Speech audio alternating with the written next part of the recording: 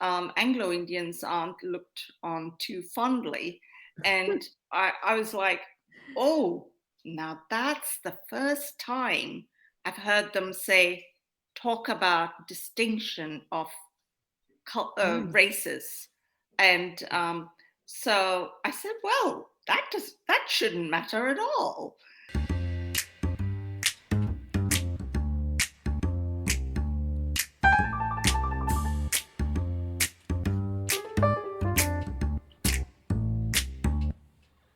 This is Chocolate and Coffee Break, a compassionate proposition, a space to share stories, bridge divides, and spark meaningful connections. So grab your chocolate, pour your cuppa, and let's break down barriers, one conversation at a time. And now, here's your host, Andrea Putting. And welcome to another chocolate and coffee break. I hope you've got your favourite chocolate and your favourite brew and are ready to listen to another episode of Chocolate and Coffee Break. So today I am joined by Rebecca Steele, a woman whose life has truly crossed borders. Born in Africa, raised in Australia, having lived in places as diverse as Germany, Holland, and the US, and now New Zealand. She carries with her the richness of many cultures and the wisdom of many worlds. So I'm sure her story has diverse many ways of being compassionate and across different languages and traditions and places. So I'm delighted to share this conversation with her. And I know that it will open up our hearts as much as it inspires our minds. So welcome, Rebecca. Hello, Andrea, and really thank you for this opportunity to share my stories of, what I call the pearlescent wisdoms of what I've experienced. Thank you for having me here. Thank you. And I like to start the show with a little conversation, heart opening question. So, my question for you this morning is, what does being at sorry, I've forgotten my question. Can't read my question. What is the feeling of home to you beyond place? That is an excellent question because this is something that has come into sharp focus, especially these last, let's say, 5 years of the chaos that we have going all around us, even more, all of us being more aware of it. So for me, home is about coming back into myself, and that has been so evident and so strong, especially in this past year, um, that I've come to really, really anchor into the inner part of myself, my heart, my whole body is my home. Yeah. Yeah. And it's really important for us to find that center, especially when you have had so many homes in different places in different lands. So I'd love you to share a little bit about your story about because you're not of African descent, but you were born in Africa. So I'd love to hear that story and how you became such a world citizen. Thank you. That is, it's a story that I don't tell too often. So I welcome this opportunity. So my parents are from the south of India, and it's Kerala, and it's a place where um, that there's a lot of uh, richness, and I would say that's where the tapestry of my life started to weave into this world.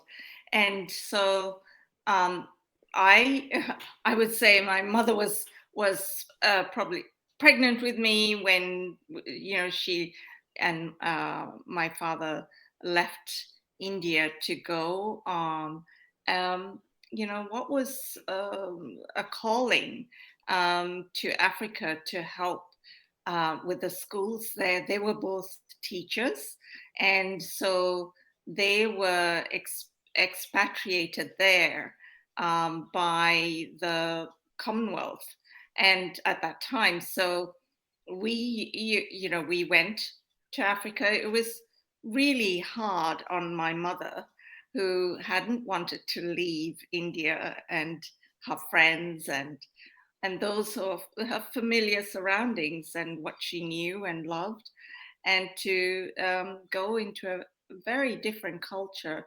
So I felt those um, her tensions, you could say, when during those first years in Ghana, which is where we were, and that in itself was the tapestry was weaving itself into different colors.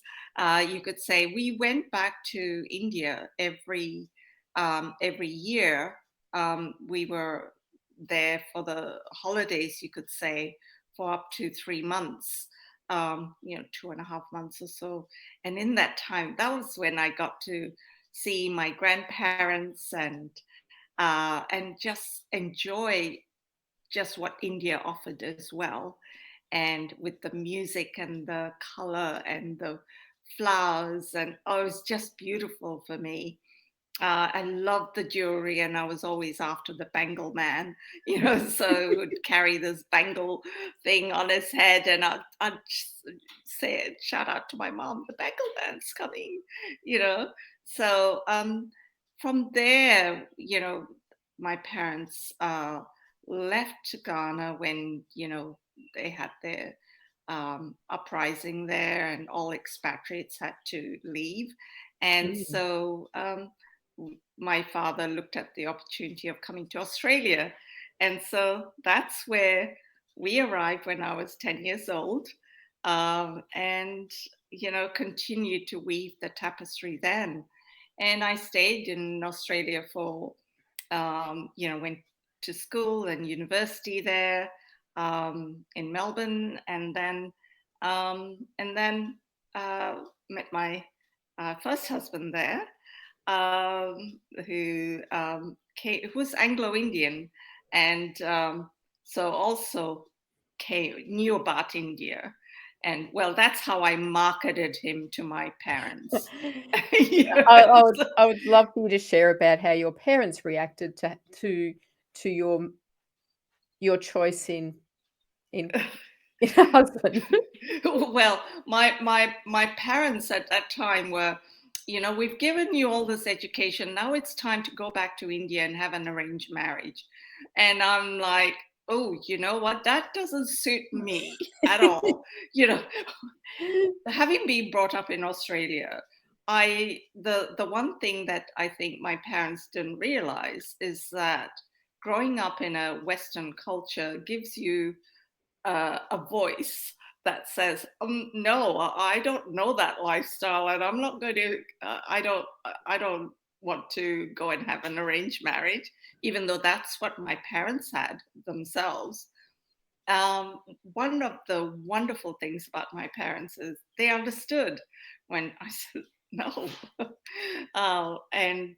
So anyway, I marketed my first husband to my parents, and my parents' response was, mm, yeah, I was shocked, to be honest, because um, my parents educated us. I've got two older sisters and a younger brother.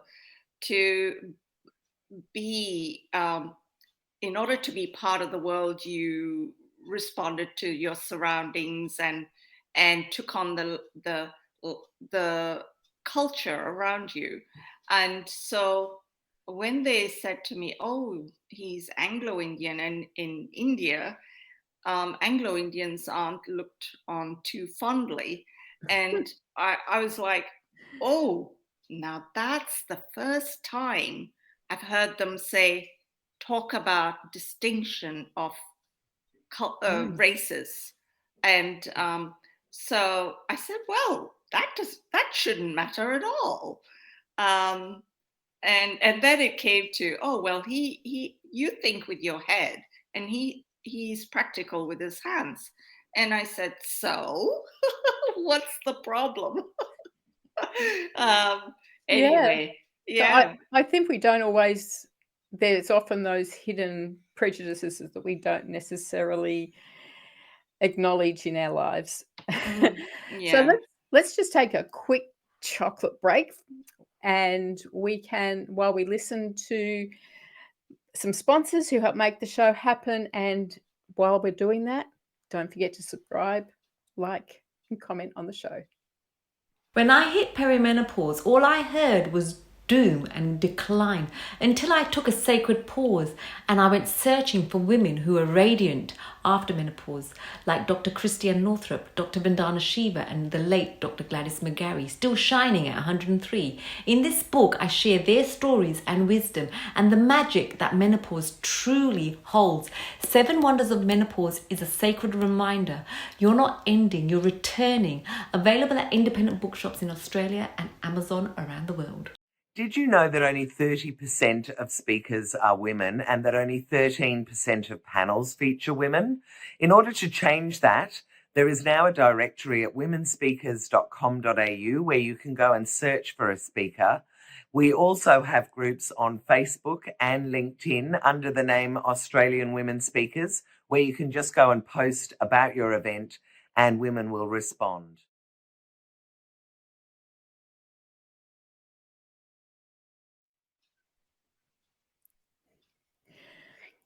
Now, Rebecca, you've also lived in Germany, the Netherlands, the US, and the UK. What have you found when you've gone to live in these new places with trying to fit into new cultures? Well, this is a beautiful question because it's where I met my second husband in Australia. And my husband was originally from the UK, and he's half Irish and half English. And so that's where, I got to explore the US with my second husband. And we, in the US, it was simply amazing to understand culture from an American aspect. And we took the opportunity to explore on the weekends as much as possible, as the States is filled with so many beautiful highways and byways and links to different parts of the States. So I got to see and experience, witnessing a lot of the culture, including the Amish. It was just fascinating. And then coming to Germany, now that's when when I first heard the German language, as we were, in a taxi, they had the radio on.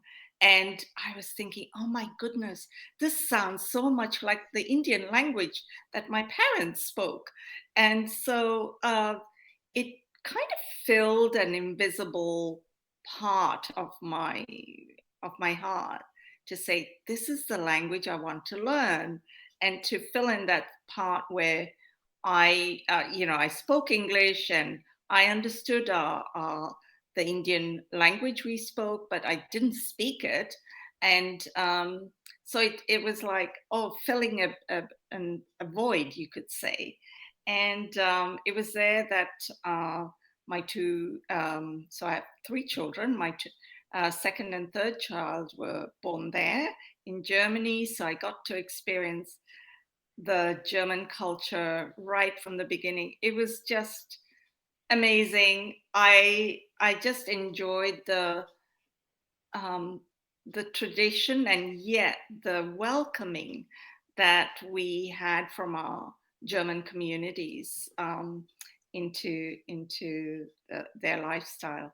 And then we went to the Netherlands for a year and explored that. That was just another amazing opportunity to explore. And naturally, when you're in Europe, and especially in Bavaria, where we were in Germany, you could drive, and in the Netherlands, you could drive to many parts of Europe and explore during the holidays. And so we took advantage of that. And it was probably the most formative years of bringing together, learning to bring together the first wisdoms, you could say. So And I would what experience. is the greatest wisdom that you've learnt about cross cultures? The greatest wisdom, I would say, began with what my parents brought me up with, which is to move into the world of your community, of that culture, and to observe with awe and wonder, and have that, they're welcoming you, or perhaps just observing you, and just having an open demeanor allows, and to say, oh, how do you say that in your language? Or because I learn languages, or phonetically, so when I hear, I engage in that. And I felt that out of respect, I would, you know, put that, what I was hearing, back into, connecting with them. So it formed wonderful bonds that way. That was So one of the biggest so it's wisdom. all about being open to their culture and not closing off and going, well, this is my culture, I'm keeping it.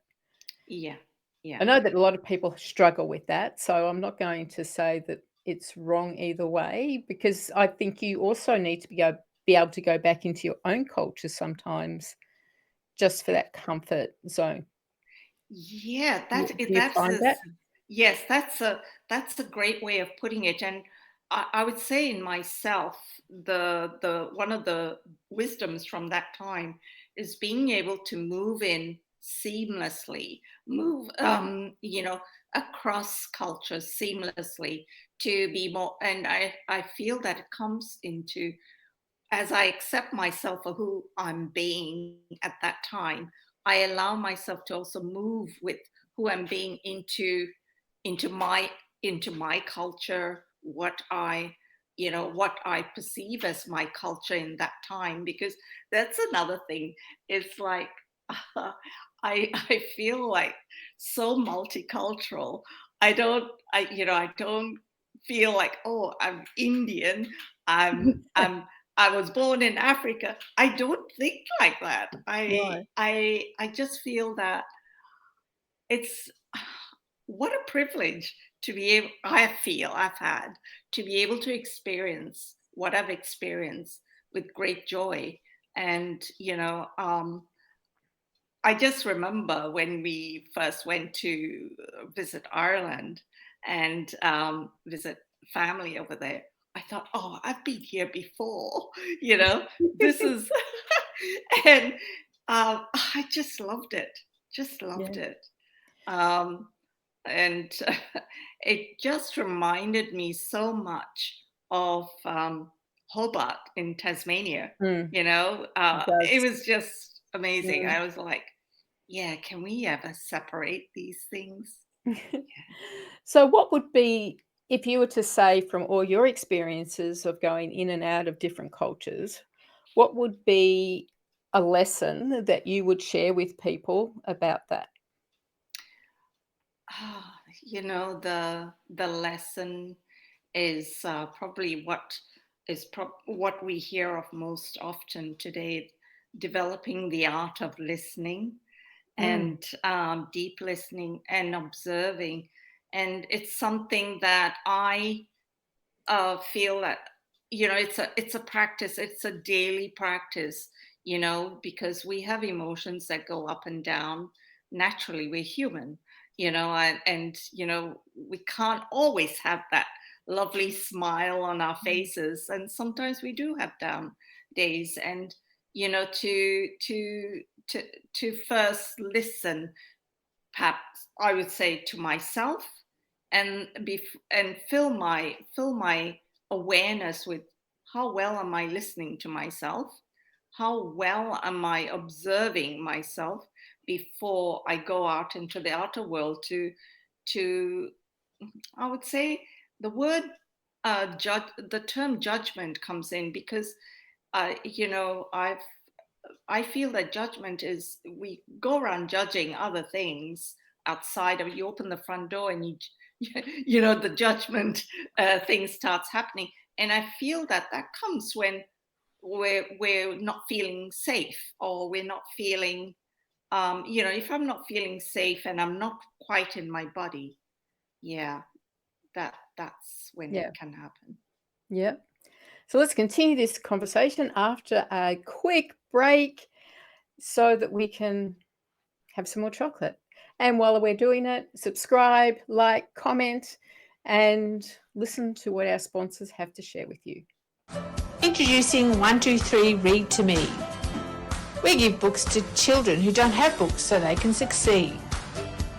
Help us give away books to supported playgroups, kindergartens, schools, community events. Come and sort books. Donate money. $5 equals one book in the hand of a child. Because just one book a day creates clever, kind and confident kids. 123 Read to Me. If this interests you, let's talk. You've ticked the boxes: career, commitments, calendar that's more packed than your pantry, but something's still missing. In Compassionate Purpose, Andrea Putting invites you to stop chasing busy and start living with intention. This book is about real fulfillment through small acts of compassion, purpose-driven service, and meaning that lasts. No pressure, no perfection, just purpose with heart. Compassionate Purpose, Discovering a Life of Fulfillment. Search for Andrea Putting on Amazon. Now, Rebecca, you've had all these experiences. You've traveled the world. You've lived in different places, discovered different cultures. Where has that led you in life? I'm sure you've taken all of those with you and create. And now, where does that all come together? So I would say that it brings me to this present moment where I am in New Zealand. And as in a lot of New Zealand is basically two islands surrounded by a lot of water. So I use the expression of, I'm here in New Zealand and it's time to set an anchor down. Yes. And continue to practice and bring in this the totality of wisdoms of the experiences I've had, and to observe the evolving nature of people's interaction and connections to each other. And whilst that's happening, I'm also leaning into connecting with myself even better, so that I refrain from judging my outer world, and rather building that sense of feeling safe, feeling calm, feeling connected, so that I can just exude those qualities in my environment, So, yeah, it's what they call magnetism, you could say. And now that you've done all this, I know that you are a light in the world and you want to make a difference. So how do you do that? And what do you do that's fulfilling you to share this with the world? One of the terms I use is communication. Communication for me is probably one of respectful and kind communication is probably one of my highest values. And I think that even if if I was feeling in a low state, I feel to communicate that in a way that is respectful to myself and to others around me is so important to me because I feel it helps me digest. I call it the 4 digestions. I feel that when I'm spiritually digesting information, mentally, emotionally, then my physical digestion becomes so much easier. So that is what a lot of what I do revolves around communication and connection to, that inner landscape, which is so rich and with so much potential and possibility. Yeah. So I'd love to hear just a little bit on what is it that you do in the world now. Right. Ooh, thank you for asking. And I basically work with energy medicine. And so that's the background of my work. And into energy medicine, what I do is I bring in all the skills and training that I've had over the years as a practitioner, a health practitioner, in from the nutritional field, from the the field of physical therapy, which I trained in Bowen technique. That was amazing, and then quantum biofeedback, and then hypnotherapy. I bring all of that in, weave it in to using these experiences and training and what I've gathered from my clients to then share with this amazing connection into your inner landscape to build from that and give back into the world we want to see.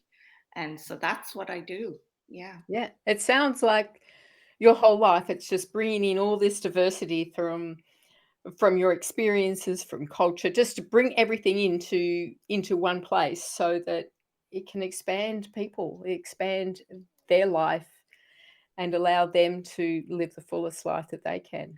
Oh, what that's it makes my heart sing to hear it put in that way. Yes. So if there was something that you wanted to share with the world from all that you've learned, from the greatest wisdoms that you've ever pulled together from life, what would that be? Wow, there's a lot. And just to I'm sure choose there one, is. just to choose one, I would say to be kind. I just think we cannot, and we've heard that so many times, to be kind. And I just feel how it's about practicing kindness first within yourself when you wake up. How Yes. kind are you to yourself? And as you go about your day, you ask, how kind am I being to myself?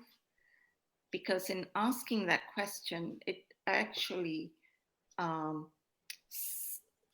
stops you in your tracks. If I was to go way out of my comfort zone and witness something that is way out of my comfort zone, I have to bring myself back into how kind am I being to myself?